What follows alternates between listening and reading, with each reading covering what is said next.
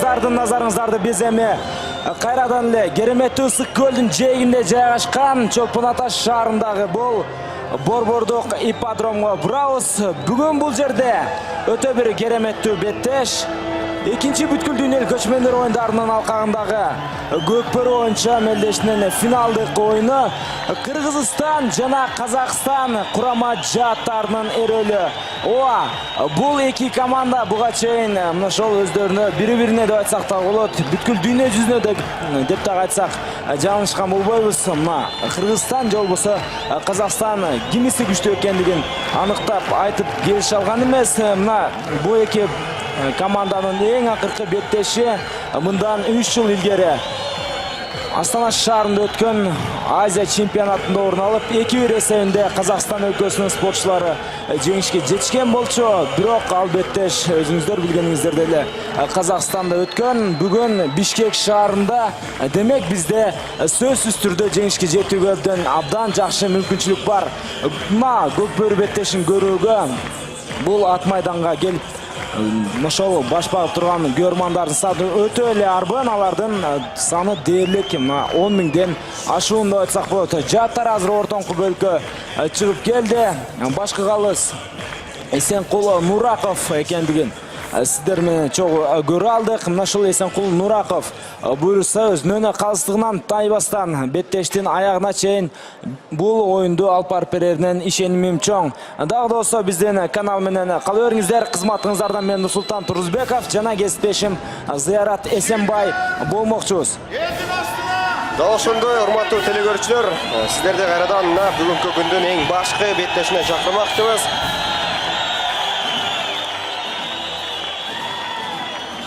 Чолпон Ата шаарында жайгашкан мына ат майданында Кыргызстан жана Казакстан курама командаларынын беттеши орун алганы турат. Бардыңыздарды бул ат майданына чакырабыз. Өзгөчө бир бүйүр кызыткан оюн болуп тургандыгына толук ишенебиз.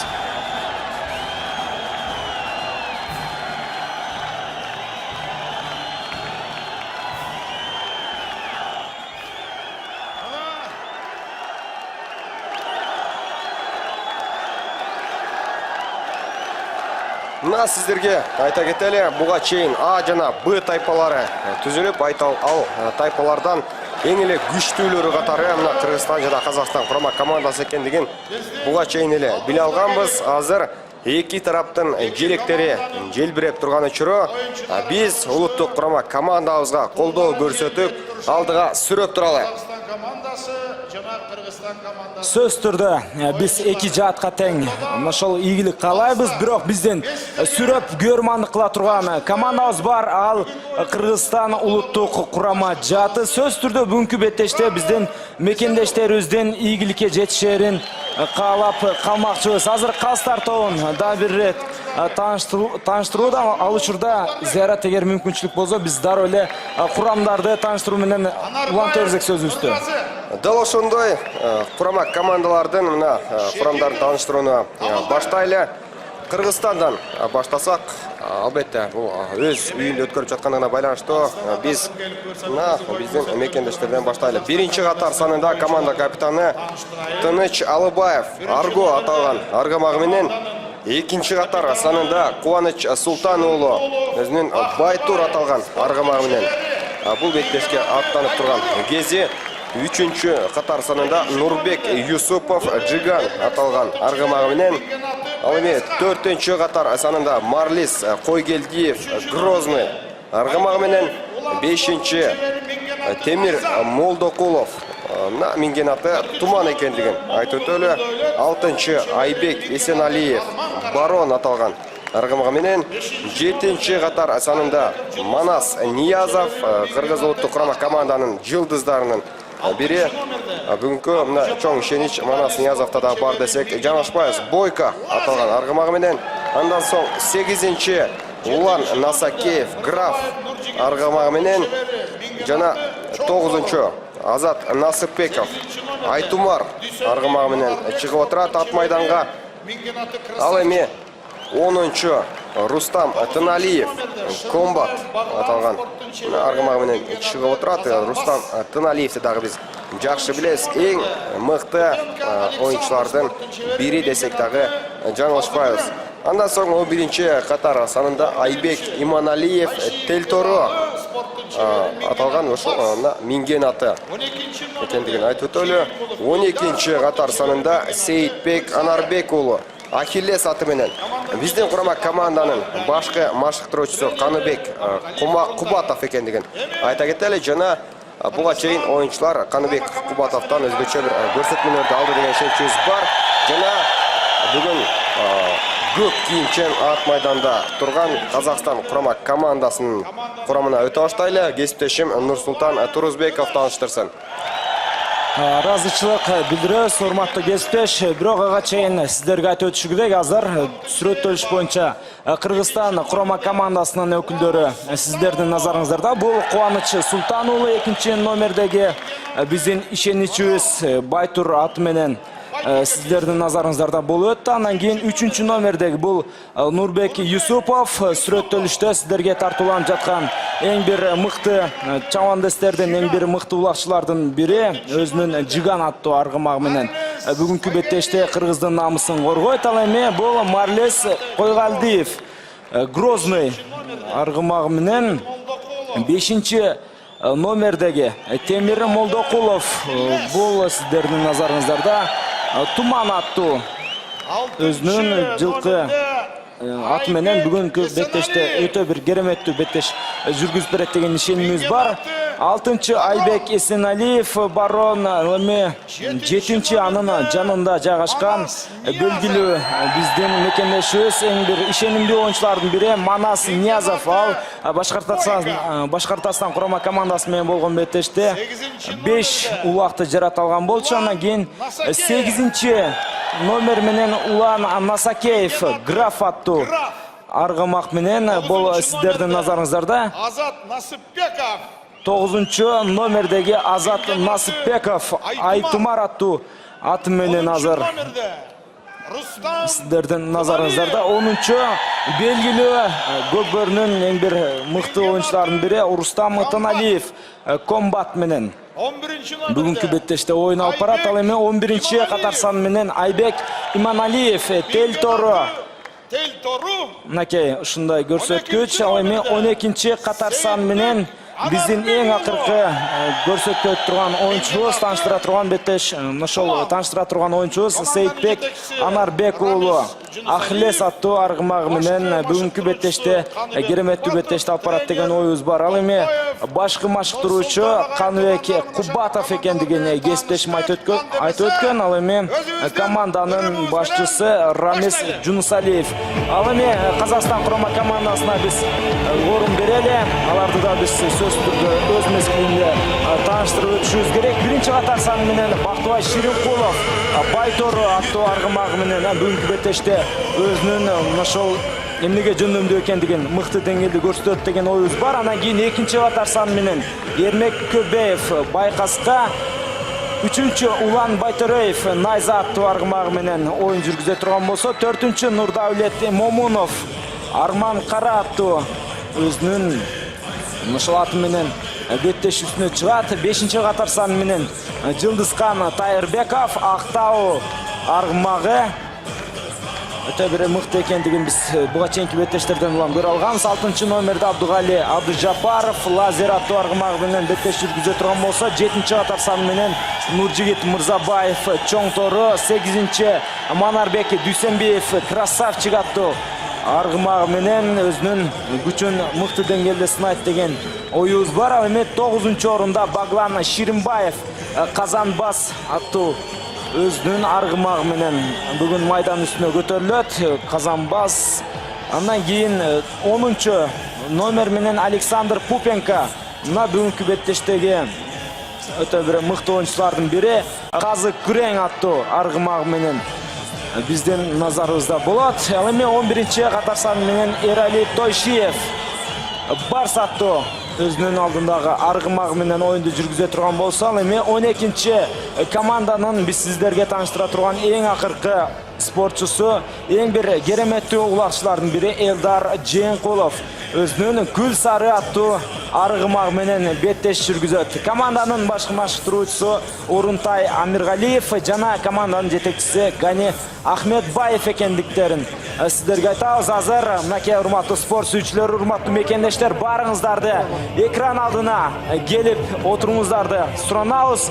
Азыр саамдан соң ошол көкпөр боюнча дүйнөдөгү эң мыкты эки команданын эрөөлү старт алганы турат. Улак даяр, тек гана ортодогу калыстардын ышкырыгы жетишпей турат деп дагы айтсам болот. Ошол калыстардын ышкырыгынан соң кереметтүү көлдүн жээгинде экинчи ирет өткөрүлүп жаткан көчмөндөр оюндарынын алкагындагы көкпөр боюнча финалдык беттеш орун алат. Кыргызстан жана Казакстан курама жааттары, кимиси дүйнөнүн мыктылары, биз саамдан соң аныктайбыз.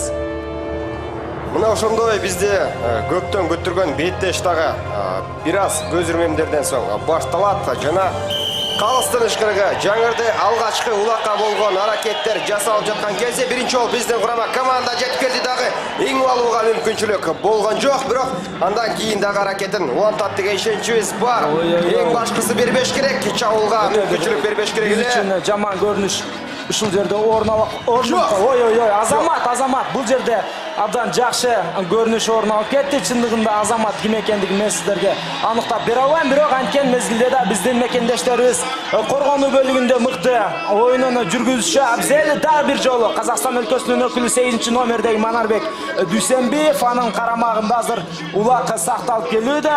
Сөзсүз түрдө аны биз коргонуу бөлүгүндө мыкты ойноо менен мекендештерибиз таба чийининен сыртка чыгарып жибергендигин көрө алдык.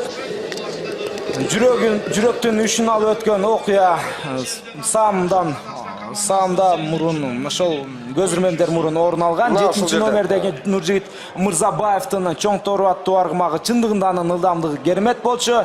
Биздин мекендештерибиз эч кандай айламалы таба алмак эмес, эгерде эле улак ошол тайгазанын ичинде түшкөндө. Азыр жеке бар 3 номердеги, жок бул жерде 6 номердеги казакстандык Абдугали Абджапаров ал дароо эле улакты эң алууга жетишти. Ага каршы Кубаныч Султан уулу өзүнүн коргонуу бөлүгүндөгү аракетин жасап көрөт. Биздин мекендештерибизге ийгилик жылмаябы? Мына ушул жерден байкайлы, азырынча талаш орундалып жаткан чагы биздин курама командадан Азат Насыпбеков Айтумар аргымагы менен атаандаштардан улакты жулуп алуу аракетин көрүүдө.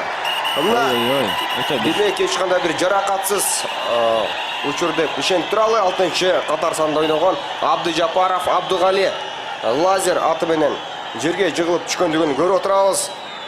Спортто эң башкысы мына ушул ден соолук экендигин айтып өтөбүз. Атаандаштарынын жылкысы качып кеткендигине байланыштуу биздин курама командадан 2 оюнчубуз аны кармаганы кеткендигин көрүп отурабыз. Эң башкысы мына жаракатсыз башталышы керек.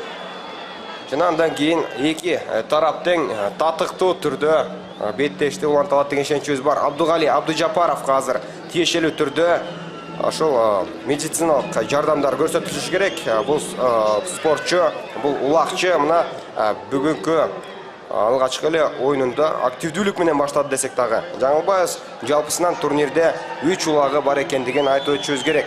Эки тараптын оюнчуларынан тең бирден мына улакчы жерге түшкөн, бирок мына биздин мекендешибиз кайрадан атына минип оюнду улантууга мүмкүнчүлүгү бар экендигин билдирди.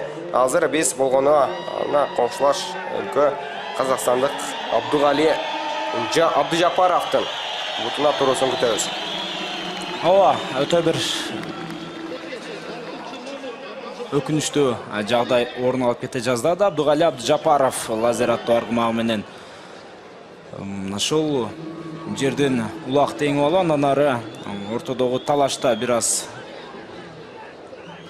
оңтойсуз окуялар жол берилип, жыйынтыгында ал спортчунун жыгылып бир аз жаракат алып калгандыгын көрүүбүз. Эмне болсо дагы казакстандык Абдугали Абдыжапаровдун ден соолугу мыкты болуп, анын беттеш үстүнө биз кайтып келүүсүн күтүп алабыз. Андан сырткары мынакей Казакстан өлкөсүнүн бул беттешти өтө бир мыкты деңгээлде баштагандыгын биз моюнга алышыбыз керек. Манас Ниязов бул сиздердин назарыңыздарда карамамыга жиберилди. Бул биздин мекендешибиз эмнеге жиберилгендигин сиздерге тактап берүүгө аракет жасайбыз.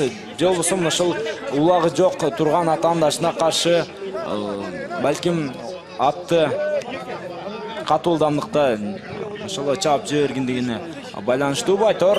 Азыр эми Казакстан өлкөсүнүн өкүлдөрү 2 мүнөт бою биздин мекендештерден үстөмлүктө. Себеби алардын бир оюнчусу көп болуп эсептелинет. Мынакей азыр Казакстан өлкөсүнүн өкүлдөрү улакты алган учурда мындай катачылыкка жол берүүнүн эч кандай кажети жок. Ушундай окуя орун албашы керек. Себеби кандай окуя бардыгы бир оюнчуну барып өңүлүп ошол жерде улакты тартышып жатканда алар мантеп биздин мекендештерибизди жазгырып өтүп кетпеши керек болчу. Азыр улак менен болсо Казакстан курама командасынын өкүлдөрү Коргонууда жакшы ойнош керек. Кыргыз Республикасынын өкүлдөрү туура өз мезгилинде жетип барды жана улакты тартып алууга абдан жакшы жаралган мүмкүнчүлүк. Бирок жок, бул жерде Кыргыз өлкөсүнүн Коргонуу бөлүгүн биз баалап койсок болот. Мына ушул жерден каршы чабуул орундалып бара жаткандыгын көрдүк. Бул өтө коркунучтуу абал.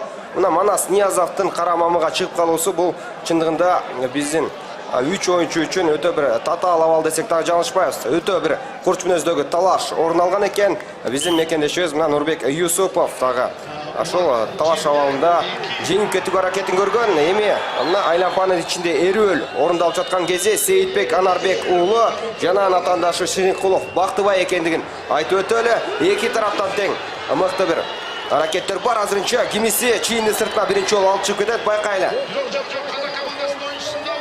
Эми гана биздин мекендештерибиз азыр улакты тартып алуу аракеттерин көрүп жаткан учурда казакстандыктар дагы жөнөкөй эмес, алар дагы өзүнүн мыктылыгын дагы бир ирет көрсөтөт. Азыр өтө бир кооптуу чабуул ушул жерден уланат. Коргонууга барыш керек биздин мекендештерибиз өз мезгилинде коргонуу орун албай турган болсо анда өкүнүчтүү окуя орун алып калышы ыктымал. Ал эми Манас Ниязовдун дагы болсо майданга чыгаарын биз күтүп турган учурубуз. 8 секунда калды. Батыраак ошол Кыргыз өлкөсүнүн мыкты оюнчусу Манас Ниязов майданга аралашып 4-4 боюнча беттеши уланат деген оюбуз бар. Ал учурда өтө бир кереметтүү көрүнүш. Кыргызстандыктар жерден улакты тартып алды жана 7 номердеги мекендешибиз Манас Ниязов жаңы гана кара мамыдан оюнга аралашкан мекендешибиз азыр улакты такымга басуу менен атаандаштардын жарым аянтына өтө бир кереметтүү жакшы чабуулдар чыйынтыгына чыгарыш керек болгон. Бизге бир упай керек. Бир упай биринчи упай биз тараптан. Эсеп санаты 1-0 Кыргызстан алдыда. Мына ошентип кара мамыдан чыккан Манас Ниязов мына ушул улакты күтүп тургандай чыгар замат каршы чабуулга өз командасын алып келди дагы. Бул турнирдеги жалпысынан 7-чи бүгүнкү беттештеги алгачкы улагын жаратты Манас Ниязов. Биз чындыгында өтө кубанычтабыз. Кайталоодон дагы бир ирет карайлы дээрлик көк кийимчен Казакстан курама командасынын оюнчулары артта калып калган жана ал жактан коргонууга келгенге такыр жетишкен жок. Мына аты эринен дагы түшүп калгандыгына карабастан биринчи болуп улакты тайгазанга ыргытты. Демек бардыгы эреже алкагында биздин курама команда алдыга чыкты. Мына ушундай деңгээлде улантат деген ишеничибиз бар. Мына азыр кайрадан улакты кармап Рустам Тыналиев комбат аргамагы менен аракетин көрүүдө. Өтө жакшы аракеттер бар жана каршы чабуул бар. Өтө жакшы мүмкүнчүлүк азыр эгерде эле ошол артындагы Рустам Тыналиевдин өнөктөштөрү Казакстан курама командасынын коргонуу бөлүгү мыкты деңгээлде кармай турган 2-0 эсеп сандары. Накей чыныгы Накей Көкбөрүнүн атамандары кимдер экендигин дагы бир ирет мекендештерибиз бизге тастыктап көрсөтүп жаткан учуру Рустам Тыналиев жалпы мелдештеги 4-чү ал эми беттештеги 1-чи упайын жаратты. Мына ошентип буга чейин Манас Ниязов бир упайды жараткандан кийин бир ошол минутадагы өтпөй Рустам Тыналиев 2-чи упайды жаратып отурат. Биздин мына мекендешибиз Рустам Тыналиевдин артынан Жийинкулов Элдардын дагы секиргендигин көрө алдык. Бирок коргонууга кайрадан эле көк кийимчен Казакстан курама командасы жетишкен жок. Өтө жакшы башталыс десек дагы жаңылбайбыз. Мына биринчи бөлүктүн алгачкы эле ошол 10 мүнөттүк жыйынтыгына чыга элек маалда 2-0 эсебинде алдыга чыккандыгыбыз бул өтө бир жерден жана Улан Насакеевде өтө бир кереметтүү мүмкүнчүлүк кайрадан жаралды жана 3-чү упай. Азамат 3-0 эсеп сандары. Таптакыр казакстандыктар кыргызстандыктар менен кандай оюнду жүргүзүп жатканына өздөрүнүн ишене албай турган учуру ошол мезгилде чындыгы Көкбөрүнүн ошол чемпион болчу командасы ким экендиги бизге акырындап көрсөтүлүп бара жаткан учуру деп айтсак жаңылышкан болбойбуз. Өтө кереметтүү беттеш, өтө кереметтүү чыңалыштагы оюн. Мына ушул беттешти көргөн соң чет өлкөлүктөр да бул беттешке, бул оюнга кызыгат деп айтып кетсек анда жаңылышкан болбойбуз. 3-0 керемет ысык көл жегинде Кыргызстан курама командасы атаандаштардан алдыда. Мына ушундай каптал сызыктан чыгар Замат Улан Насакеев улакты биринчи болуп эңгенге жетиши алдыдагы каршылаштардын тайгазаны көздөй ылдамдануу менен бет алган, анысы дагы ийгиликтүү жыйынтыкталды. Биз өтө кубанычтабыз. Мына мындай башталышты чындыгында эч ким күтпөсө керек. Биздин курама команда өтө күчтүү жана мыкты экендигин билгенбиз албетте. Бирок ошол эле учурда Казакстан курамасынын деңгээлин дагы унуткан эмеспиз. Мына мындай алгачкы бөлүктөгү жыйынтык биздин купулубузга толуп турган учуру дагы да болсо алдыда кызыктар бар. Эми экинчи 10 мүнөттүктө кандай көрүнүш орун алат чогуу байкайлы. Улакка биринчи болуп биздин курама команда жетип келди жана эң убалуу бар, бирок аягында Рустам Тыналиев колдон чыгарып жиберүүгө аргасыз болду. Кайрадан эле биздикилер эңип алып мына капталсызга чыкпаш керек эле. Эми кайрадан эле ошол аракеттер ошол айлампанын ичинде уланат.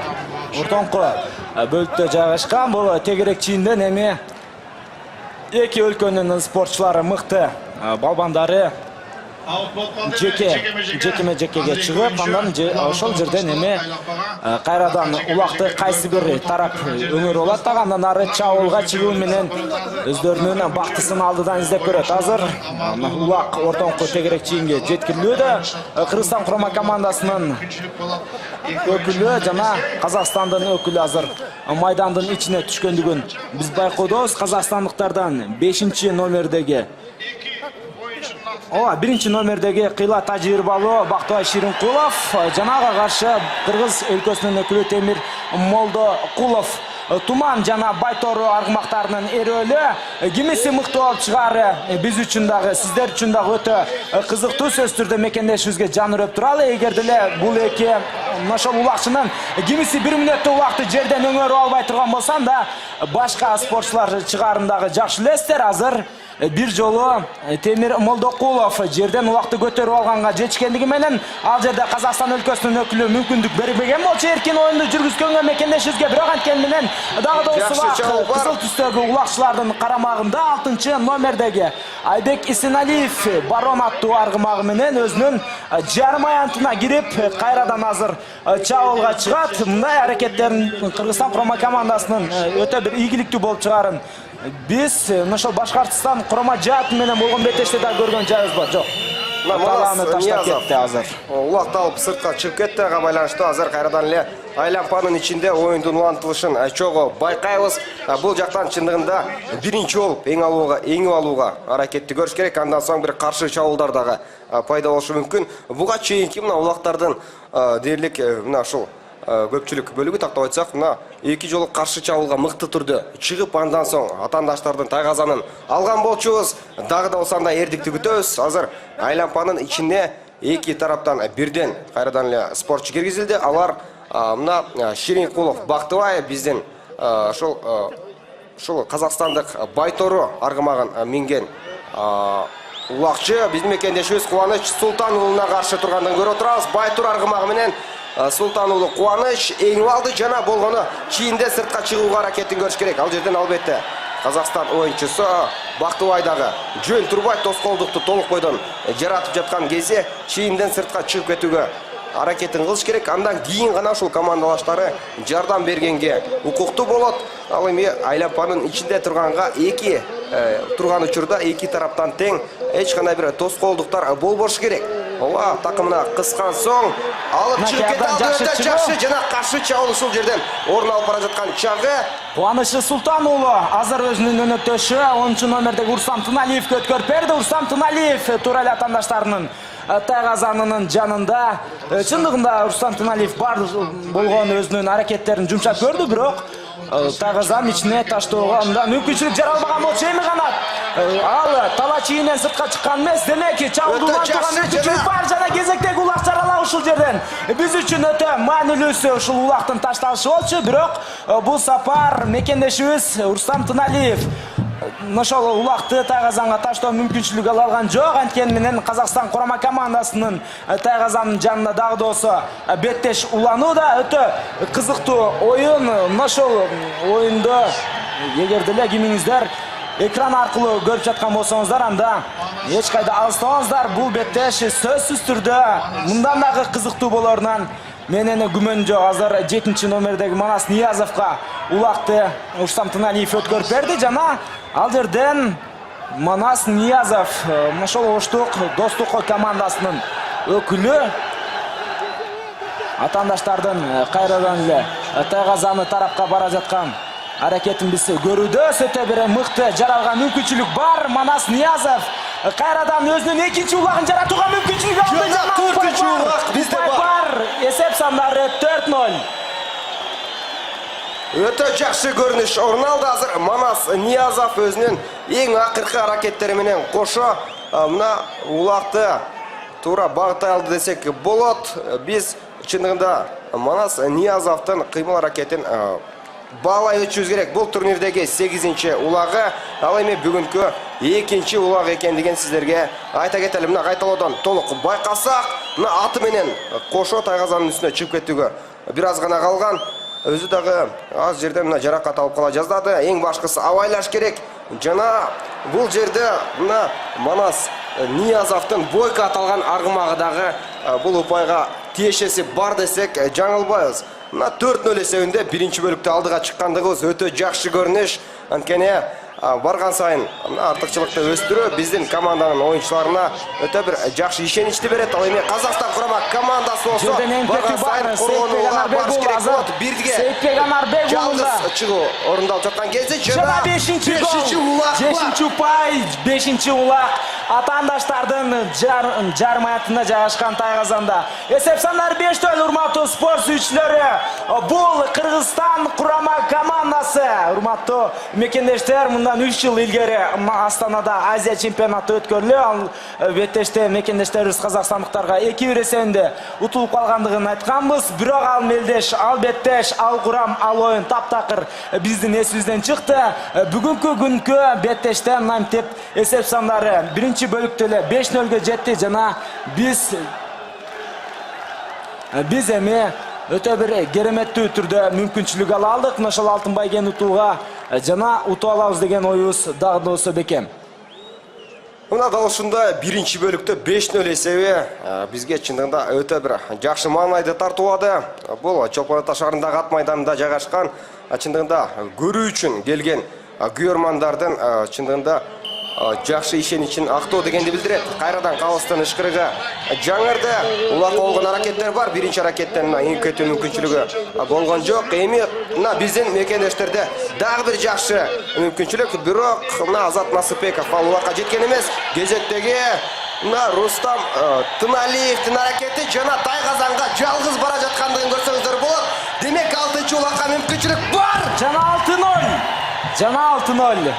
Башка сөз жок. Биздин жигиттер Азамат чыныгы көчмөн элдеринин ошол жигиттери гана оюнун алып бара турган беттеш. Биз Рустам Тыналиевге мына кереметтүү майрамды тартуулап бергендиги үчүн ыраазычылык билдиребиз. Рустам Тыналиев бүгүнкү мына 2-чи улагын кереметтүү түрдө жаратты. Казакстан курама командасындагы Жээнкулов Элдар жана Мырзабаев Нуржигит болгону артынан көзү менен узатып калгандыгын көрө алдык. Бул мына керемет нерсе десек, сиздер дагы макул болсоңуздар керек. Рустам Тыналиев ошол эле Манас Ниязов өзүнүн жанын аябастан мына бул оюнга толук бойдон күчүн жумшап жаткандыгын көрүп отурабыз. Кызыл кийимчен биздин улуттук курама команда мына биринчи бөлүктө толук бойдон күчтүү экендигин көрсөтүп жаткан кези. Эсеп сандары дагы бир жолу сиздердин назарыңыздарда 6-0 болуп турган учур. Дагы бир ирет жерден эң алуу биздин мекендештердин карамагында. Эң негизгиси талач ийинен сыртка чыгарбастан андан ары чабуулду улантыш керек болчу. Бирок андай окуя орун алган жок. Анткени менен азыр ортоңку бөлүктө жайгашкан тегерек чийинден эки мыкты спортчу кайрадан жекеме-жеке чыгат. Казакстан өлкөсүнөн менин оюмча Бактыбай Ширинкулов жо ошол эле учурда Баглан Ширинбаевдардын бирөөсү чыгышы күтүлөт. Себеби буга чейинки ушундай жекеме-жеке эрөөлдөрдө биз ушул спортчуларды Казакстан курама командасынын катарынан көрүп келген болчубуз. Азыр аныктайбыз кимдер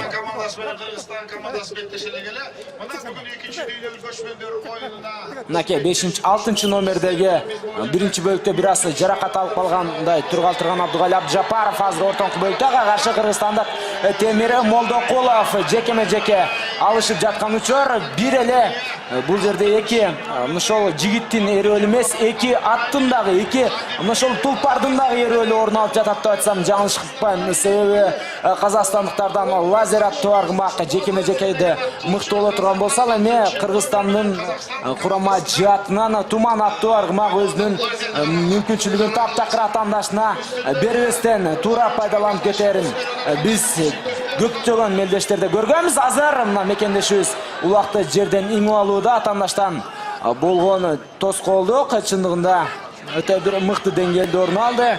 Бирок анткени менен Темир Молдокулов да бир жолу бул жерде улакты тартты жана такымга басандан ары чабуулаш керек. Себеби биринчи бөлүктүн бүтөрүнө аз гана секундалар калган. Ал секундалар менин оюмча биз үчүн ийгиликтүү болуп чыгат. Азыр эң акыркы ушул чабуул токтогунчакты беттеш орун алат.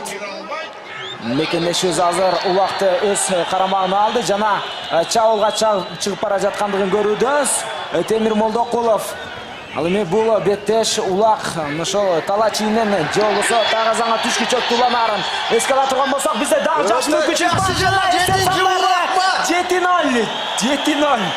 Мен өз көзүмө ишене албай турган учурум. Чындыгында эле Кыргызстан курама командасы таптакыр казакстандыктарды биринчи бөлүктө аяган жок. Азаматтар, чыныгы көчмөн элдери, чыныгы кыргыздын мырзалары мына ушундай көкпөрү ойнойт, чыныгы улакчылар мына ушундай улакты таштайт. Баары керемет, баары жайында урматтуу спорт сүйүүчүлөр. Алдыда эми 10 мүнөттүк тыныгуу бар. Андан соң биз сиздер менен кайрадан экинчи бөлүктө кезигишебиз. Рустам Тыналиев жана Манас Ниязов сыяктуу оюнчуларда эле мына Темир Молдокулов дагы өзүнүн улагын жарата алды. Бул өтө жакшы көрүнүш. Биз чын жүрөктөн куттуктайбыз. Эми болгону акыркы аракеттер орун алат. 20 мүнөттүк анткени жыйынтыгына келип жеткен болчу. Улак азырынча мына жерде тапталып жаткандыгын көрүп отурабыз. Калыстын ышкырыгы жаңыралек 7-0 эсебинде биринчи бөлүктө өткөндүгүбүз өтө жакшы. Мына сейрек кездешүүчү учурлардын бири Казакстан курама командасы улакка үй болду. Жыйынкулов Элдар азыр биздин тайгазан көздөй жакындап бара жаткандыгын байкасаңыздар болот. Жана өнөктөштөрүнө туура өткөрүп берүү үчүн аракетин көрүүдө, бирок коргонууда азыр биздикилер мыкты ойноп жаткандыгында шек жок. Мына алмашуу жасалды. Жыйынкулов Элдар сыртка чыккандыгын көрүп отурабыз. Азыр коргонууга жакындап бара жаткан мына Азат Насыпбеков экендигин айтып өтүшүбүз керек. Өтө жакшы. Мына тайгазанга бир оюнчуну жалгыз чыгарган жок, дагы мына ушундай коркунучтуу абалдан сактап калды десек болот. Дагы да болсо аягына чейин чыгарыш керек. Ал тапшырма толук бойдон аткарыла элек. Жана алдын тосуу иштери дагы да болсо жасалып жаткан кезде 6-чы катар санда ойногон Айбек Эсеналиев дагы коргонууда. Ошол эле Айбек Иманалиев жана биздин жылдыздар ушул жерден топтун ичинде аракетин көрүүдө. Эч кандай жол бербеш керек. Биринчи бөлүктү 7-0 эсебинде аяктап коюп, биздин чындыгында жакшы аракетибиз болмок. Тайгазанга өтө жакын жерде бир талаш тартыш, өзгөчө бир кызытуучу беттеш өтүп жаткандыгын байкап отурабыз. Мына азырынча эч кандай жол жок. Биздин коргоочулардын арасынан жылчык табуу дагы оңой эмес иштердин катарында десек да жаңылышпайбыз. Жана казакстандыктар алгачкы аракетин ишке ашырды. 7-1 эсеп сандары мына ошентип эсеп сандары алмашкандан кийин бул биринчи бөлүктүн өзүнүн марасына жетип келгендигин биз көрдүк. Эми ортодогу 10 мүнөттүк тыныгуудан соң биз кайрадан эле КТРК спорт жана коомдук биринчи каналдардан сиздер менен учурашабыз. Ал жерде бул кызыктуу беттештин экинчи бөлүгү уланат. Демек биздин каналдардан эч кайда алыстабай туруңуздар.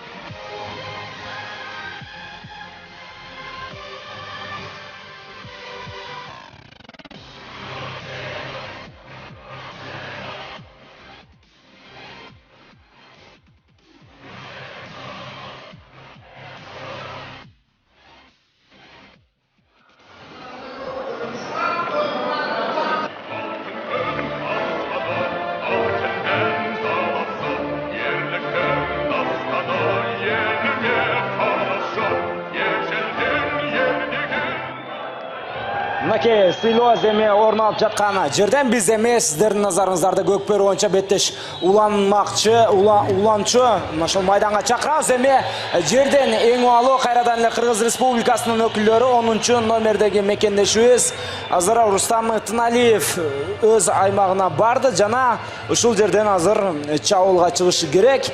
Ал ортодо Коргонуу бөлүгүндөгү Казакстан Республикасынын өкүлдөрү өздөрүнүн ушул жолун тороп тургандыгын көрүүдөбүз. Калган 3 оюнчу Рустам Тыналиевдин алдында жок. Мына шуну азыр тактикалык жүрүш деп айтсак жарашат. Мына азыр атаандашын жазгырып өтө албашын билген соң ал мына ушундай айламалды издеп көргөн абдан жакшы көрсөткүч бар. Рустам Тыналиев жана атаандаштардын тайгазан кайрадан эле камалап жакшы мүмкүнчүлүк жана эсеп сандары 8-1 эсеп 8-1 ортодогу айырма кайрадан эле 7 упайга жетип барган мезгили.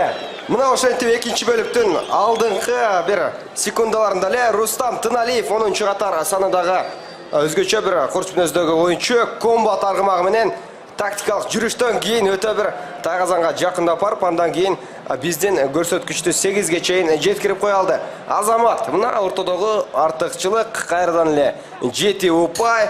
Эми барган сайын казак курама командасы чындыгында аракет кылыш керек болот. Анткени эгер деле экинчи бөлүктүн жыйынтыгына чейин бул артыкчылык сакталып, же болбосо өсүп кете турган болсо, аларга 3-чү бөлүктө өтө бир оор абал келип калат.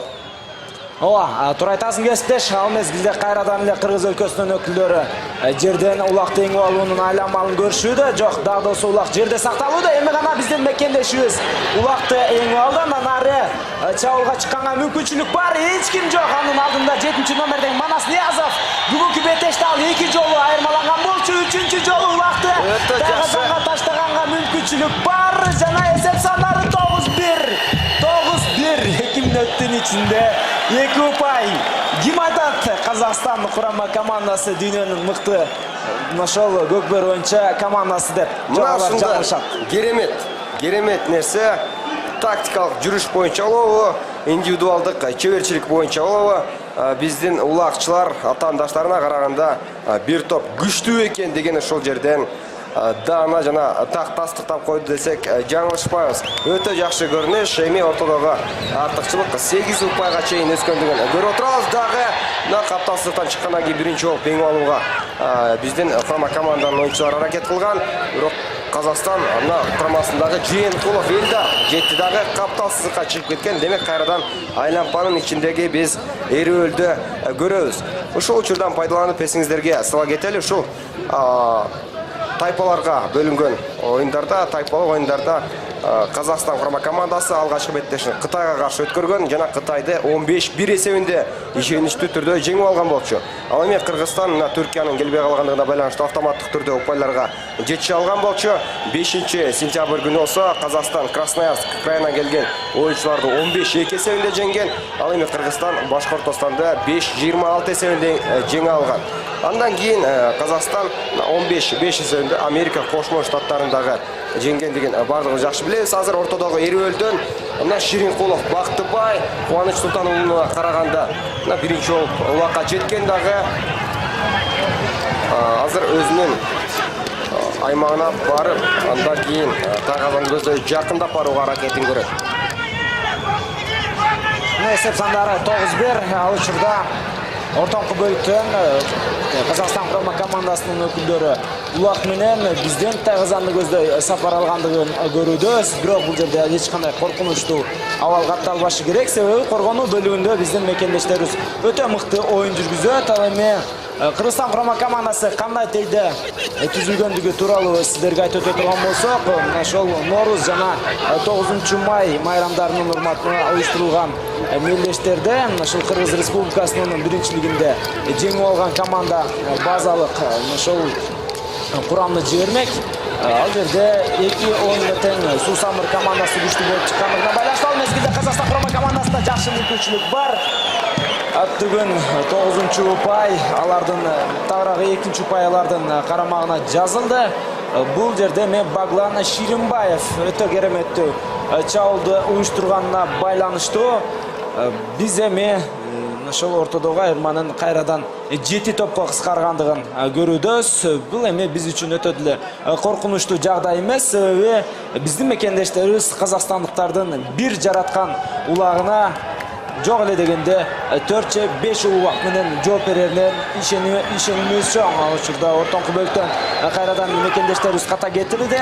Жерден эң абалуу сөзсүз түрдө казакстандыктардын карамагында болбош керек. Жерде ким биринчи ушул улакты эң ала турган болсо, ошол командада өтө жакшы мүмкүнчүлүк пайда болоруна биз оюндун жүрүшүнөн жакшы баамдап биле алдык. Азыр жерден эң абалуу Кыргыз өлкөсүнүн оюнчулары карамагында болгон улак азыр дагы оюн талаасында сакталып келүүдө. Мекендешибиз 12 номердеги Сейитбек Анарбек уулу андан ары чабуулду өнүктүрүп бара жаткан, бирок биз ага чейин ушул ортодогу калыстын ышкырыгын уккан болчубуз. Демек ортоңку ошол бөлүктөгү тегерек чийинге улак ташталат да, ал жерден бул беттеш Машултейде уланат. Мына ушундай азыр кайрадан эки тараптан бирден оюнчу айланпа ичине кирет дагы. Биз жеке-жеке эрүүөлдү көрөбүз. Бул эрүүөлдө биздин мекендешибиз күчтүүрөөк болуп чыгат деген ишеничибиз бар. Бирок биринчи болуп Ширинкулов Бактыбай улакка жетишти дагы. Анын артынан Темир Молдокулов туман аргымагы менен аракет кылып жаткандыгын байкасаңыздар болот. Жана азырынча албетте өзүнүн бөлүгүнөн Ширинкулов Бактыбай чабуулду баштаганга аракетин көрүүдө. Эң башкысы буларга жол бербеш керек. Коргонууда мыкты өзүнүн ошол оюнун көрсөтсө анда албетте тайгазанга жакындатпайт. Биз өзүбүздүн мына оюнчуларга ишенебиз. Өтө жакшы бир курчунөздөгү айрышкан талашуу жүрүп жатканын байкасаңыздар болот. Жана каптал сызыкка кайрадан чыгып кеткен оюнчулар бар. Азыр кайрадан эле ошол тегерекчелердин ортоңкусуна улак жайгаштырылат дагы. Биз ал жерден жеке-жеке эрүүөлдү көрмөкчүбүз. Ошол бир аз тынгуудан пайдаланып сиздерге оюнчулар кандай түрдө Кыргыз улуттук курама командасына тандалгандыгын айтып өтөлү. Быйыл ошол Казакстан курама командасына каршы деги эле экинчи дүйнөлүк көчмөндөр оюнунда Кыргызстандын улуттук курама командасына Сары Өзөн командасынан 7 оюнчу кирген. Талас курама командасынан 2 оюнчу, Оштун Достук курама командасынан 1 оюнчу, Бөрүлүдөн 1 оюнчу жана Сокул курама командасынан 1 оюнчу кире алган. Бул оюнчуларды кандай түрдө тандаган десеңиздер, мына Ноорус жана 9 май беттештеринде жеңишке жетишкен командалардан тактап айтсак көбүрөөк оюнчу алынды. Ал мына Сары Өзөн экендигин дагы сиздерге айтып өтүшүбүз керек. Азыр жеке-жеке эрүүл орундалып жаткан чагы мына ортодо салттуу түрдө эки тараптын талашууну улантууда. Кубаныч Султан уулу жана казакстандыктардан буга чейин дагы мындай жеке-жеке эрүүлдү көрсөтүп жаткан Ширинкулов Бактыбай байтору мына аргымагы менен биринчи болуп улакка жетише алды. Өтө бир чебер оюнчулар катары ушул казакстандык курамадан белгилеп өтсөк болчудай. Сөзсүз түрдө Бактыбай Ширинкулов бул казакстандыктардын эң бир мыкты оюнчулардын бири экендигин биз беттеш жүрүшүндө дагы көрүүдөбүз. Анын ошол жеке-жеке чыгууда анын аргымагы байтору да өтө бир ийгиликтүү болуп чыганын биз көрө алдык. Ал учурда казакстандыктар жерден эң кетпеш керек. Тескерисинче Кыргыз өлкөсүнө бул жерден улакты эң алуу өтө маанилүү болчу. Бирок андай окуя орун алган жок. Казакстан өлкөсүнүн өкүлдөрү азыр чабуулга акырындап чыгып бара жатат. Бирок коргонуу бөлүгүндө биздин мекендештерибиз жык жайгашканын эске алганда да 10 номердеги бул Александр Пупенко өзүнүн казык күрең аргымагы менен эч кандай айла амал издеп таба албайт деген оюбуз бар, ишенимибиз бар. Бирок мынакей Александр Пупенко да жакшы мүмкүнчүлүк жаралды. Коргонуу бөлүгүнөн азыр Кыргыз өлкөсүнүн оюнчулары өз мезгилинде жетип келүү менен Сейитбек Анарбек уулу атаандашынан улакты тартып алуунун айла амалдарын издеп көрүүдө. Эң негизгиси мына ушул жерде азыр атаандаштарга үчүнчү упайды бербеш керек. Канчалык ушул ортодогу айырма ийри болбосун, бирок ар бир упай үчүн мекендештерибиз дагы болсо оюнду жүргүш керек. Болбосо Казакстан курама командасы өздөрүнө жаралган жалгыз мүмкүнчүлүктү колдонуп кетишет болуу ыктымал. Ал мезгилде өтө бир дагы коркунучтуу абал, кооптуу учур. Александр Пупенко бизден тайгазанга улакты таштоого мүмкүнчүлүк ала алган жок. Эми коргонуу бөлүгүндө мекендештерибиз асыздык кылып койду. Мына тилекке каршы кезектеги улакты өз тайгазанга өткөрүп алдык. Бұл жерде Момунов Нурдаулет Арман Қара қалған арғымағы менен екендігін айтып өтөлі. Үшінші улақты бербеш керегілі. Бұл жерде 2 ойыншы oldu кимисіне азыр жазылат чоғы көрөбүз. Қайталаудан дағы тақшан анық байқасақ болады. Бұл жақта 2 өліп кеткендігін көріп отырабыз. Аға байланышты 3-ші улаққа тосқолдық жарату мүмкіншілігі болған емес. Александр Пупенкоға демек бұл улаққа жазылат. Қазақстан құрама командасының күшті ойыншыларының бірі бүгін ойында 1-ші улағын жаратты. Жалпы турнирде бұл ойыншыда 7 улақ бар. Жана жақшы бізден ойыншылар улаққа егілік қылысын улатуда. Жана атандаштың тайғазаны көздөй бара жатқандығын көріп отырмыз. Керек жана 10-ші улақ бізден өте керемет есепте бар. Өте кереметті көрініш. Далышында кереметті соққылар Қазақстан құрама командасының тайғазанына уланы өршін қалайбыз. Улан Насакеев азаматсын. Мына шындай Улан Насакеев бүгінгі беттеште 2-ші, ал еме жалпы турнирде 5-ші улағын жаратты. 8-ші қатар санындағы ойыншы мына азыр өзгөчө бір чеберчилигин көрсөтсек жаңылышпайбыз. Бара жатқан кезде тайғазандың капталынан ишеничтүү улакты жараткан. Азыр кайрадан капталсыз тараптан 2 тараптан улакка жакындап келүүдө.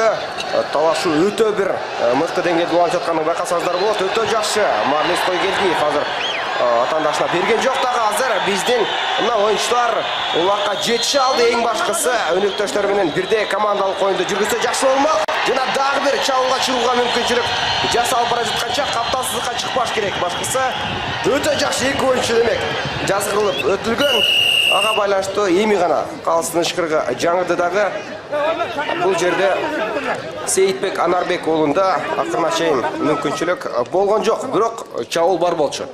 Ооба, чабуулдагы бар болчу. Ошол учурда өтө бир кереметтүү деңгээлде уланды деп мен ишенимдүү түрдө айта алам. Азыр биздин оюнчулардын катарында алмаштыруулар орун алып жаткандыгын байкай алдык. Эми Казакстан курама командасынын тайгазанынын жанында жайгашкан бул тегерек чийинде азыр жекеме-жеке эрөөл орун алат. Кыргыз өлкөсүнүн атынан 2-чи катар саны менен ойногон Кубаныч Султан уулу чыккан болсо, ал эми казакстандыктардын катарынан дагы болсо алардын эң бир мыкты оюнчуларынын бири Александр Пупенко өзүнүн ушул казык күрең аргымагы менен чыккан экен. Биринчи болуп Казакстан өлкөсүнүн өкүлү жерден улакты өнөрүп алуу менен андан ары чабуулдук аракеттерин көргөн болчу. Бирок ага карабастан биздин мекендештерибиз дагы болсо жерден улакты иңерип алуу, андан ары чабуулга чыгууга өтө бир мыкты мүмкүнчүлүк алып турган учур. Тек гана ушул мүмкүнчүлүктү колдон чыгарбашы керек. Ал эми ипподромго келген көрөрмандардын баары азыр мекендештерибизге өзүнүн сүрөөндөрүн көрсөтүп колдоп турган учур. Бул Görman sportта 12-ci ошол көк бөрүдө 5-ci оюнчу деп айтылып жүрөт. Ошол 5-ci оюнчу дагы өзүнүн чоң бир көмөгүн көрсөтүүдө деп айтсам жаңылышкан болбойм. Азыр орусактардан мына тагыра Казакстан өлкөсүнүн өкүлдөрүнөн улакты тартып алуу биздин мекендештерибиздин карамагында бар. 7-ci номердеги бул Манас Ниязов экендигин абдан жакшы деңгээлде таанып калды. Андан сырткары Айбек Именалиев дагы мына ошол улакты тартып алуунун айламалын көрүп жаткан учур. Азыр улак Кыргыз өлкөсүнүн карамагында болду жана андан ары чабуулга чыкканга бизде мүмкүнчүлүк бар. Өтө кереметтүү чабуул. Бирок тала чийинин азыр улак таштап кеткен соң эми ортодогу калыстын чечими менен анын буйрутмасы менен ортоңку бөлүккө улак алып келинип таштайт дагы. Андан кийин ошол эки тарап тең өздөрүнүн мүмкүнчүлүктөрүн жекеме-жекеден издеп көрүшөт. Казакстан өлкөсүнүн өкүлдөрү азыр таптакыр өздөрүнүн ушул оюндарына талаада эмне болуп жаткандыгына өздөрү ишене албай турган учур деп айтсам жаңылышпайм. Себеби алар чыныгы татыктуу атаандаштыкты күтүшкөн. Мына ушундай биздин курама команданын башкы машыктыруучусу Кубатов Каныбек экендигин эсиңизерге сала кетебиз. Ал мына 20 жылдан бери машыктыруучулук кызматты өтөп келет. Эң эле алгач ал бөрүлүү курама командасын жетектеген. Андан кийин мына 1-чи дүйнөлүк көчмөндөр оюнунда Кыргызстан 2 курама командасын баштап келген болчу. Ал эми быйыл мына жалгыз Кыргызстан курама командасын ошол баштап келип отурат. Азырынча бардыгы ийгиликтүү жана бизге өтө жакшы орундалып жаткан кезде экинчи бөлүктүн 15-минутасы дагы жыйынтыгына чыгайын деп калды. Ал учурда бизде 7 упайлык артыкчылык бар. Ал эми эсиңерге сала кетели, Султан уулу Кубаныч мына Байтур аты менен биздин курамда бар экендигин айта кетебиз. Мына Султан уулу Кубаныч негизинен эрүүлгө, ушул айланма ичине жайгаштырылган убакты тартып алууга көбүнчө чыгат. Анткени анын ошол аты күчтүү экендигин айтышыбыз керек. Бул жакта аргымактын мыкты тапталгандыгы дагы өтө бир жакшы мааниге ээ. Ал эми ошол оюнчулар тууралуу айтсак, бул оюнчулар кураманын улуттук жаатындагы оюнга өздөрүнүн клубдарында ойногон, ошол клубдарында ойногон аттары менен келгендигин дагы айтып өтүшүбүз керек.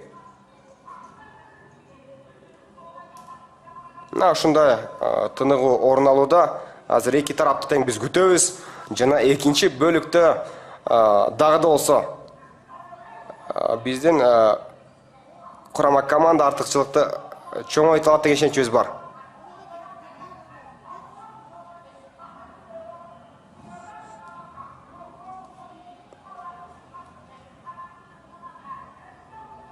Мына эки тараптан бирден оюнчу кайрадан айланпанын ичине жайгаштырылды дагы жекеме-жеке эрүүлүү башталган учур. Биринчи болуп казакстандыктар мына ээлик кылды.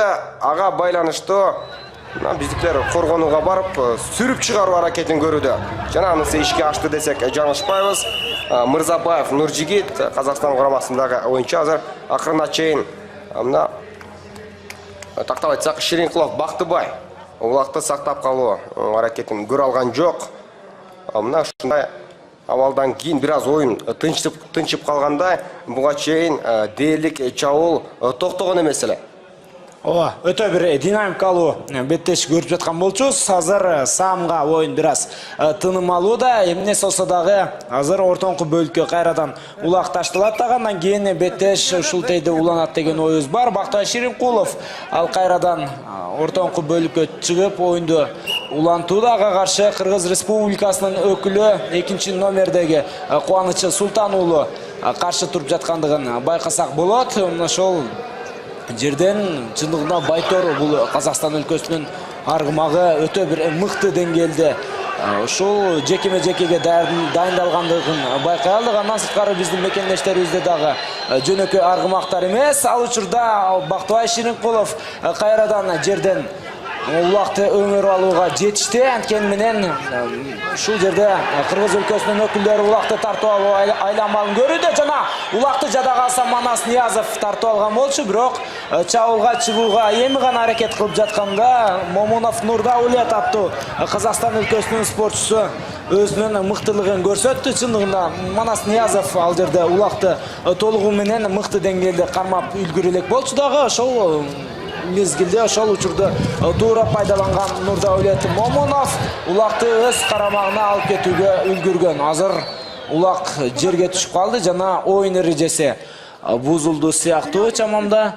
Азыр биз кастын чечимин күтүп алабыз. Ал ортодон мына эмне окуя орун алып кеткендигин кайталоодон да көрүп алсак болот. Жок, чабуулду уюштуруп бара жаткан Казакстан өлкөсүнүн өкүлдөрү ошол топтон чыга албай атынан кулап түшкөнүнө байланыштуу толук мүмкүнчүлүктү жоготуп алышкан.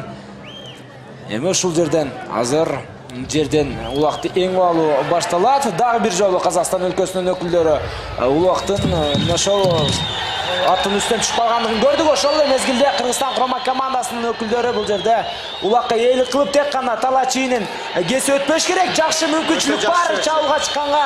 Өтө бир мыкты аракетти азыр Манас Ниязов көрүп жаткан учур. Мындай көрүнүштөр, сүрөттөлүштөр Көкбөрүдө орун алат жана Кыргызстан курама командасына кезектеги жакшы мүмкүнчүлүк. Манас Ниязов атаандаштардын тайгазанынын жанында улак менен жана аны ошол тайгазанга таштоо мезгилине жакын калган учурда казакстандыктар коргонуу бөлүгүндө мыкты оюн жүргүзүштү. Өтө жакшы бир чабуул уюштурулуп бара жаткан эле, бирок Манас Ниязовго тоскоолдук көрсөткөн казак оюнчулары болду дагы. Ал чабуул жыйынтыгына чейин жеткен жок, бирок дагы да болсо мына 7 ұпай артықшылығы бар екендігін сіздердің есіңіздерге сала кетеміз. Мына есіңіздерге салбасақтағы ушул есеп тақтасынан дана жана так көрініп тұрған учуру. Азыр қазақтардың bir ойыншысы жерге құлап түшкөн, ага байланыштуу алмашуу тест түрүндө жасалышы керек. Эрежеге ылайык мына кулаган ойынчу сыртка чыга элек маалда эле ошол алмашуудагы ойынчуну машыктыруучу чыгарууга укуктуу. Андыктан дал ошондой көрүнүштү дагы биз көрө алдык. Тест түрдө кайрадан казак курама командасы мына коргонууга жетип келген дагы биздин кезектеги чабуулду майтарууга жетише алды. Азыр айлампанын ичине тактап айтсак, Казакстан курама командасынын мына oyuncuları дагы кирүүдө. Жана эки тараптан тең бир жеке аракеттер көрүлүшү керек.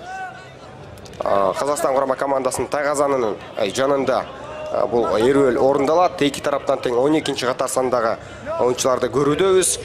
Сейитбек Анарбек уулу биздин oyunчубуз. Ал эми аларда 12-чи катарда Жээнкулов Элдар Гүлсары аргымагы менен ойноп жаткандыгын айтып өтөлү. Чолпон ата ат майданында өзгөчө бир чындыгында күйөрмандардын кызыгып берилип көрүп жаткандыгын байкасаңыздар болот. Ар бири мына эртең мененден баштап көк бөрүнүн финалдык беттеши саат канчадан канча мүнөт өткөнгө чейин боло тургандыгын сурап жатышкан дегенде, андыктан мына кызыгып берилип бул спорт түрүнө, улуттук спортко кайдыгер карабаган күйөрмандардын бардыгы чогулду десек жаңылышпайбыз. Азыр мына ортодогу Эрүүл албетте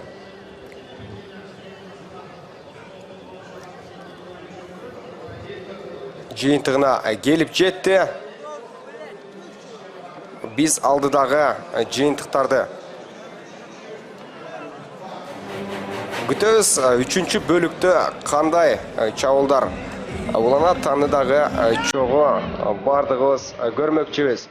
7 ұпай артыкчылыгы дагы да болсо өтө жакшы, керемет көрсөткүч.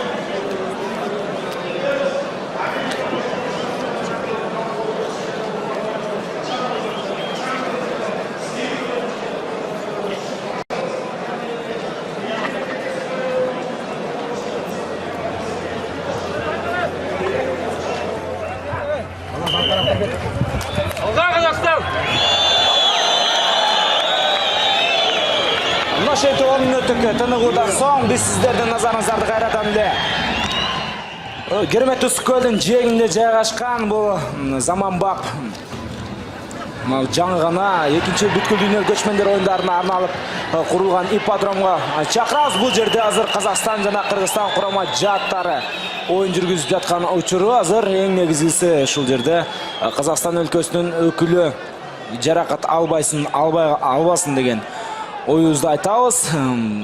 Карай турган болсок 9 номердеги Баглан Ширинбаев. Анын аты биринчи мүдүрүлүп кетип, андан кийин гана жыйынтыгы мына ушундай өкүнүчтүү абалга тушкандыгын көрө алдык. Албетте казакстандыктар үчүн өкүнүчтүү, себеби алар ушундай кереметтүү чабуулду жоготушуп алды. Ал эми бул беттеште эсеп сандары сиздердин назарыңыздарда. Ошол эсеп таблосунда дагы көрүнүп турат. 13 Кыргызстан курама командасы ишенимдүү түрдө алды да. Мына 19 мүнөт беттештин аягына чейин калган. Мына ошол беттештин бүтөрүнө чейин Кыргызстан курама жаты ортодогу айырманы узартыш керек, бирок кыскартпайт деген оюбуз бар. Ал эми бул беттешти көрүүгө келген көрмандардын саны 10 миңден ашуун экендигин сиздерге айтабыз. Өлкөбүздүн булуң бурчунан келип көрүшүүдө, жада калса ошол Баткен облусунан, Жалал-Абад, Ош облусунан, Нарын, Талас өрөөндөрүнөн келген ошол көрмандарды биз өз көзүбүз менен көрүп, алар менен учурашып келдик. Бул беттештин алдында демек Кыргыз качан ага көрмандык колдоо керек болгондо, анда алыска жакынга карабастан сөзсүз түрдө бири-бирин колдоо алат деп айтсам эч кандай жаңылышкан болбойм. Мына азыр ортодогу улакты азыр Кыргызстан курама командасы казакстандыктардын жайгашкан жарым аянтында талашат. Дагы Бактыбай Ширинкуловдун ортого жекеме-жекеге чыккандыгын көрүүдө. Ага каршы кыргызстандык дагы бир ушул жекеме-жекенин чебери Темир Молдокулов Томан аттуу аргымагы менен өзүнүн оюнун жүргүзөт. Мына ушундай калыстын ышкырыгы жаңырды дагы. Азыр ушул казакстандыктардын тайгазанын жанында эрүүл уланып жаткан чагы биздин мекендешибиз Темир Молдокулов азыр улакка биринчи болуп жетти дагы. Чабуулга чыгууга жакшы мүмкүнчүлүк бар жана улакты ыргытуу бул акыркы аракети болушу керек. Бирок тоскоолдук жаратууга казакстандыктар өз учурунда жетиши алды дагы. Азырынча мына өнөктөштөрдүн албетте жардамы керек. Антпесе албетте капталсыз качып кетиши дагы мүмкүн. Дал ушундай көрүнүш орун алды. Темир Молдокулов азыр аргасыздан өзүнүн Туман аталган аргымагы менен сыртка чыгып кетүүгө барды. Мына азыр болсо кайрадан эле ушул тегерекчиге улак жайгаштырылат. Буга чейин мына ушундай эрүүлдү казакстандык курамадан биз Ширинкулов Бактыбайды көрүп жатканбыз. Ал эми биздин курамадан Султан уулу Кубаныч дагы чыкса болчудай.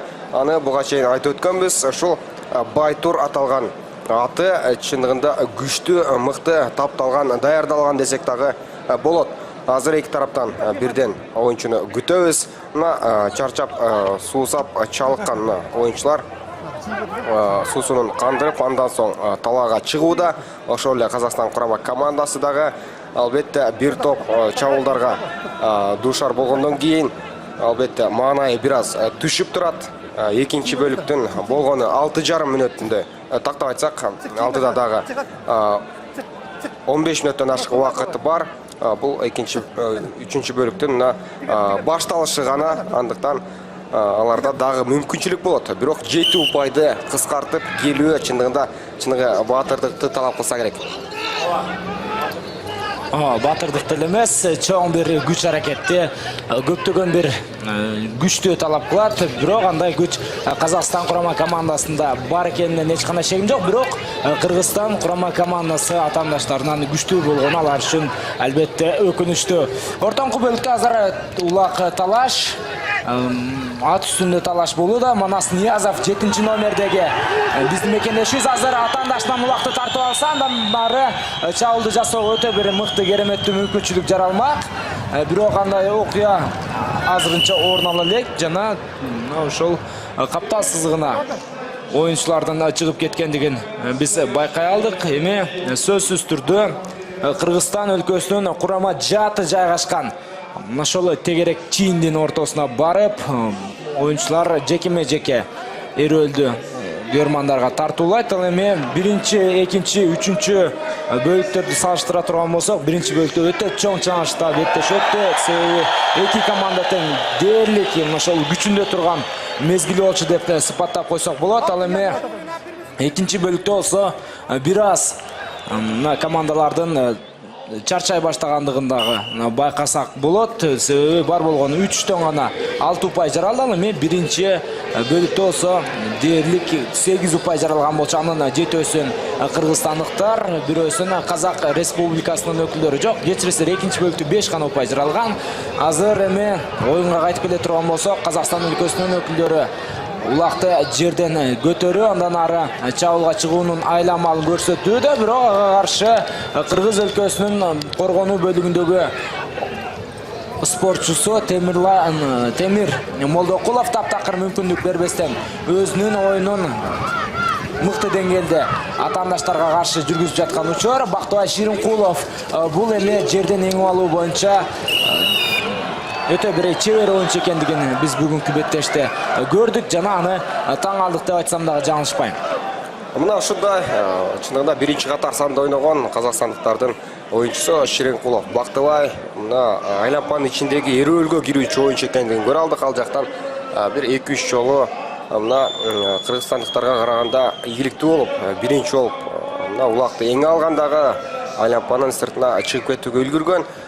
Барган сайын чындыгында андай мыкты оюнчулар үчүн дагы оюнду ошол өз деңгээлинде өткөрүү үчүн мындай кыйынчылык туулуп жаткан кезде, анткени аларга убакыттын бүтүп жаткандыгы бир аз басым жасап жатат. Ал эми ортодогу 7 упай артыкчылык дагы да болсо сакталууда.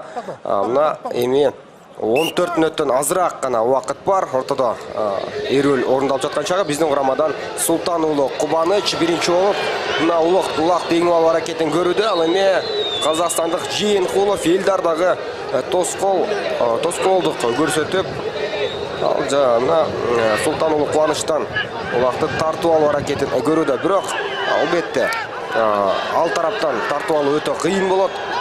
Эң башкысы чийинден чыгыш керек даган кийин атаандаштардын тайгазанын көздөй чабуулга бет алышы керек. Эсиңиздерде болсо эрежеге ылайык бул айлампанын ичинде 2 оюнчу 1 мүнөт гана кармалышы мүмкүн болчу. Жана азыр жакшы мүмкүнчүлүк жаралды. Тайгазанды көздөй биринчи болуп биздин курама команда жакындап бара жатканын байкасаңыздар болот.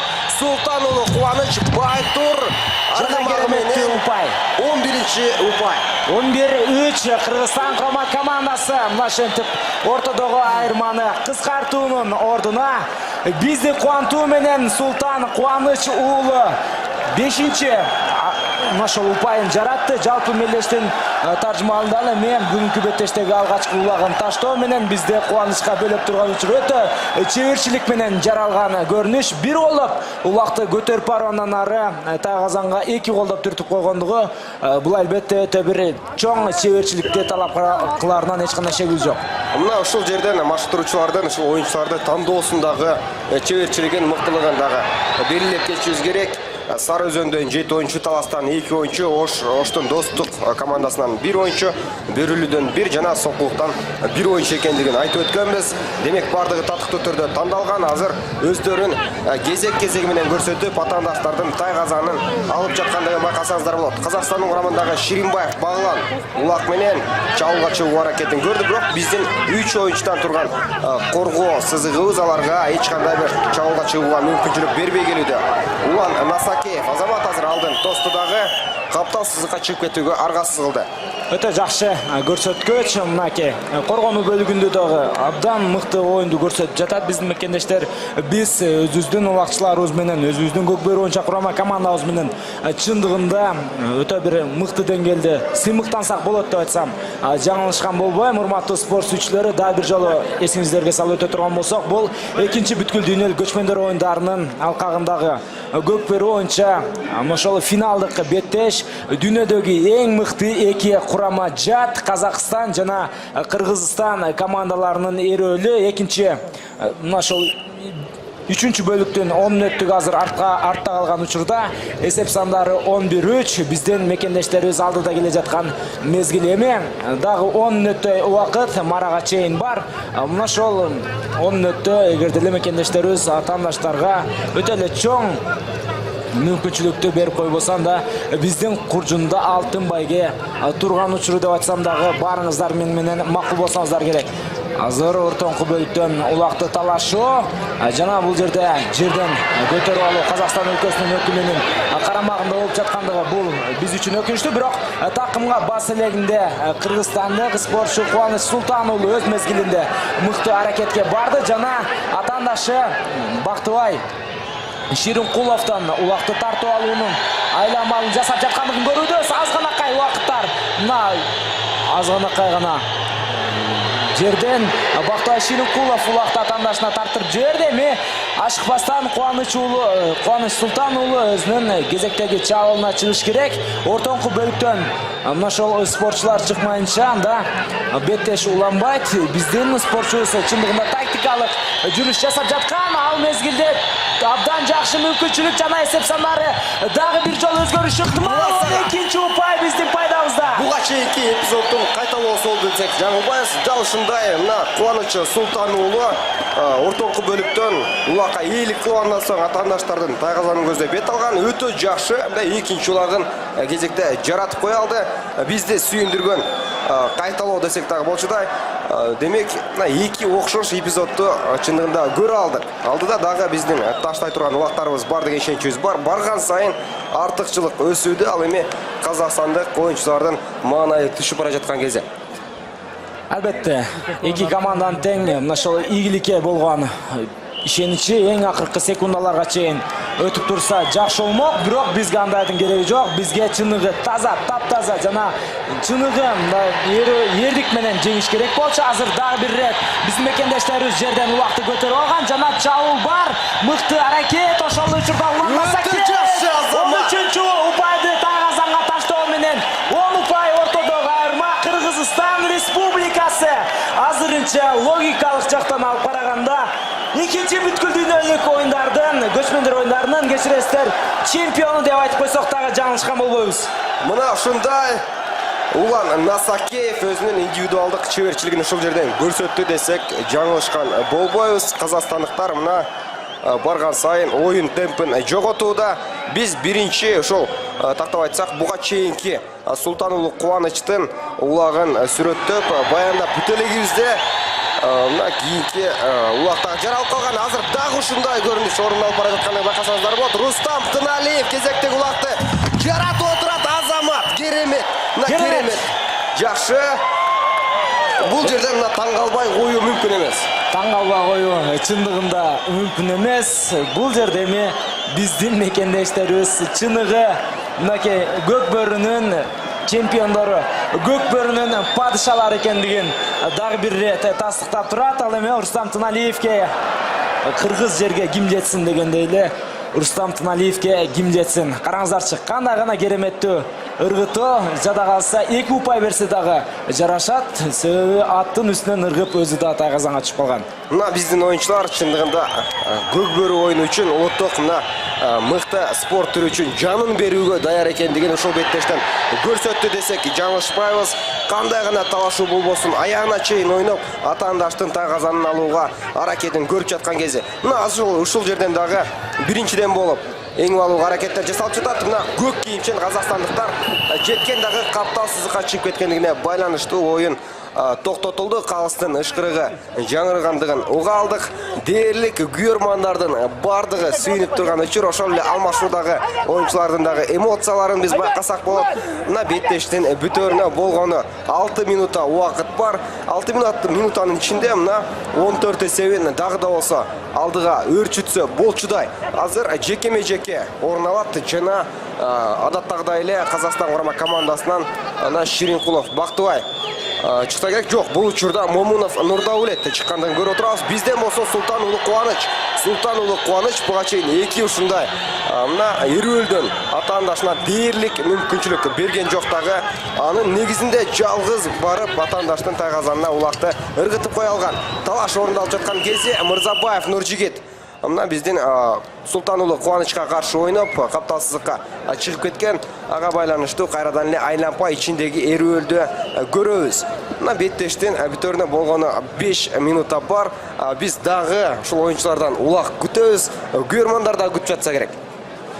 Ооба, сөзсүз түрдө күйөрмандар бүгүнкү беттеште Кыргызстандын жеңишин күтүүдө. Андан сырткары мынакей өтөдө ортодогу чоң айырмачылык менен дагы жеңишти эми тилек кылып баштады деп айтсам болот. Мен ушундай тилек кылуудамын. Азыр Сейитбек Анарбек уулу туура эле атаандаштардын жарым аянтын көздөп чабуул жасаган болчу. Бирок бул жерде эми Казакстан өлкөсүнүн өкүлдөрү караңыздарчы өтө бир кереметтүү өнөр алуу эми Кыргыз өлкөсүнүн карамагында болду. Бул жерде биздин мекендешибиз азыр 7-номердеги Манас Ниязов анын өтө кереметтүү атаандаштарды жазгыр өтүүсү жана туура эле эч кандай тоскоолдуксуз Казакстан курама командасынын тайгазанынын жанында улан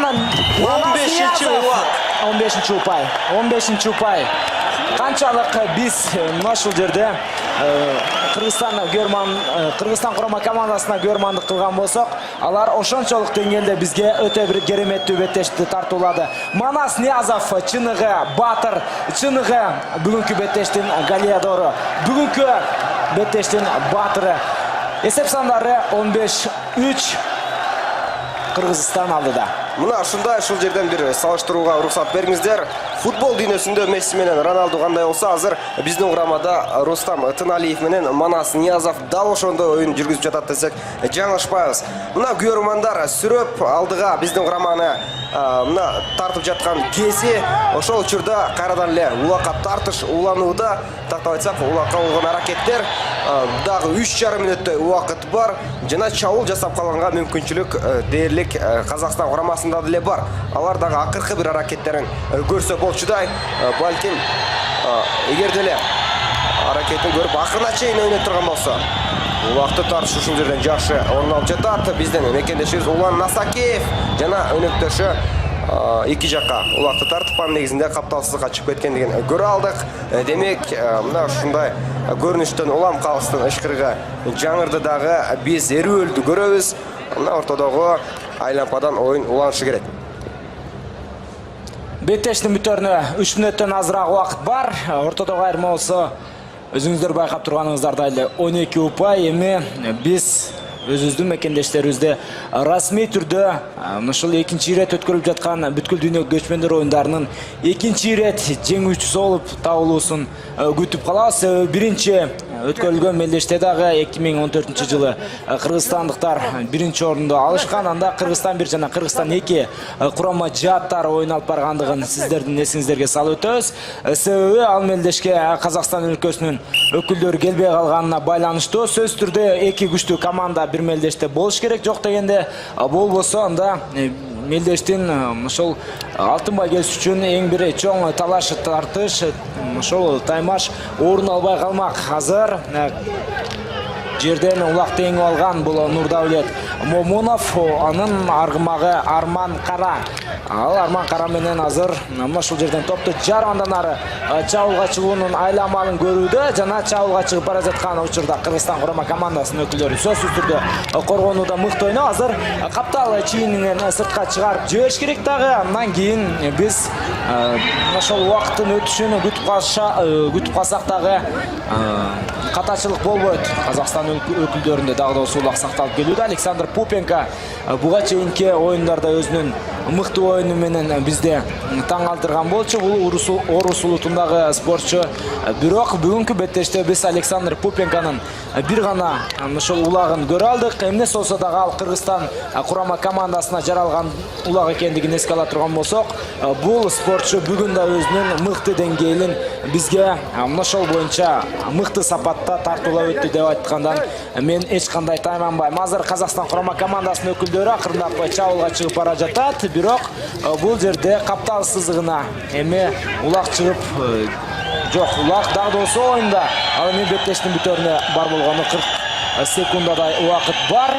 Ошол 40 секундадай убакытты кыргызстандыктар эми мыкты деңгээлде кармап кое турган болсо да 30 секунд 28, 27, 25 секундтун калгандыгын көрүүбүз. Бирок Казакстан курама командасынын өкүлдөрү азыр 4-чү улакты жаратууга өтө бир жакшы мүмкүнчүлүк жаралган болчу. Бирок бул жерде биздин коңшу өлкөбүздүн өкүлдөрү, биздин эң негизги көкбөр оюнчу атаандаштарыбыз Казакстан курама командасы упайды жаратыша алган жок. Жана 5, 4, 3, 2, 1 Кыргызстан курама командасы дагы да болсо ошол жеңишке жетүүгө жакын келүүдө. Тек гана азыр улакты сыртка чыгарып жибергенден кийин ортодогу калыстын ышкырыгы жаңырышы керек. Дагы биз расмий түрдө экинчи бүткүл дүйнөлүк көчмөндөр оюндарынын жеңүүчүсү аталышыбыз абзел.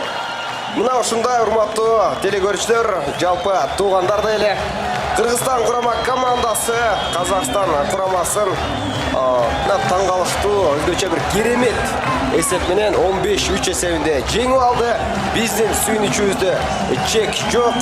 Дээрлик көкбөр оюнуна тиешеси бар адамдардын бардыгын куттуктайбыз. Кыргызстан курама командасына бекеринен күйөрмандык кылган жокпуз. Демек алдыда бизди дагы ийгиликтер күтүп турат деген ишеничибиз бар. Бул биз өзүбүздүн иш сапарыбызда мына Кыргызстан улуттук курама командасындагы улакчылардын ата-энелери менен дагы жакшы тааныш болуп калдык. Аларды дагы бир рет куттуктайбыз, бардыгына ыраазычылык билдиребиз. Мына биздин мекендештер бир топ атаандаштарына караганда күчтүү экендигин Чолпон Ата шаарында жайгашкан азыркы ат майданда билдирип кое алды десек дагы болчудай. Бардыгыңыздарды дагы бир рет куттуктайбыз. Кызматыңыздарда мен Зайрат Эсенбай жана Нурсултан Турузбеков болду. Ооба, мына ошентип биздин мекенибиздин баатырлары бизди кубантуу менен Кыргызстан курама командасынын капчыгына дагы бир жолу алтын байгени алып келип берди. Биз сөзсүз түрдө бул спортчуларды сиздерге дагы бир жолу айтып өтүшүбүз керек. Биринчи катар сан менен ойногон Тыныч Алыбаев Арго аттуу аргымагы, экинчи Кубаныч Султан уулу Байтор, үчүнчү Нурбек Юсупов Жиган аттуу аргымагы менен оюн көрсөткөн болсо, төртүнчү Марлис Койгалдиев Грозный аттуу өзүнүн мыкты тулпар менен бизди кубантты. Бешинчи Темир Молдокулов Туман аттуу аргымагы менен оюн алып барган болсо, алтынчы катар сан менен Айбек Эсеналиев Барон, жетинчи Манас Ниязов Бойко аттуу аргымагы менен биздин жүрөгүбүздөн орун алды. Чыныгы бүткүл дүйнөлүк ошол экинчи рет өткөрүлгөн көчмөн элдеринин оюндарында Манас Ниязов жалпы 10 упай жаратуу менен бүткүл дүйнөнүн оозун ачырды деп айтсам жаңылышкан болбойм. 8-чи катар сан менен Улан Масакеев бул спортчу дагы кыргыз көкбөрүсүнүн легендасын айланып бара жаткандыгын бүгүнкү беттештен улам байкай алдык. Анын аргымагы Граф. Ал эми 9-чу катар сан менен Азат Насыпбеков Айтумар. 10-чу бул Рустам Тыналиев Комбат аттуу өзүнүн тулпары менен бизге өтө бир кереметтүү беттешти жүргүзгөндүгү үчүн бул инсанга да биз өзүбүздүн ыраазычылыгыбызды билдиребиз. Ал эми 11-чи катар сан менен оюнду жүргүзгөн Айбек Иманалиев Тел Тору аттуу аргымагы менен бизди кубантты. Ал эми 12-чи Сейитбек Амарбек уулу Ахиллес аттуу аргымагы менен жалпы кыргыз элинин жүрөгүнө ошентип барып жайгашты деп айтсам жаңылган болбойм. Ал эми команданын башкы машыктыруучусу Каныбек Кубатов жана команданын жетекчиси Рамис Жунсалиевтерге биз өзгөчө ыраазычылыкты билдиребиз. Ошондой эле 12 оюнчубузга биз баш ийип мына ушул тазим кылабыз деп айтсам жаңылышпайм. Себеби көкбөрү чыныгы кимдин оюну экендигин азыр бизге мына ошол биздин көз алдыбызда тарых беттерине жазуу менен бизге тартуулап тастыктап турган учуру. Баарыңыздарды дагы бир рет бул кереметтүү жеңиш менен куттуктайбыз. Барыңыздар ошол КТРК Спорт жана коомдук биринчи каналдар менен болгонуңуздарга дагы ыраазычылыктарды билдиребиз. Алдыда сыйлоо аземи орун алат. Демек, биздин каналдан эч кайда алыстабай туруңуздар. Кайрадан ушундай ийгиликтерде сиздер менен коомдук биринчи канал жана КТРК Спорттон жолугушмакчыбыз. Биз менен бирге болуңуздар. Тилекке каршы коштошууга да мезгил келип жетип калыптыр. Биз ошол жеңиштерден кезиккенче демекчүбүз. Биздин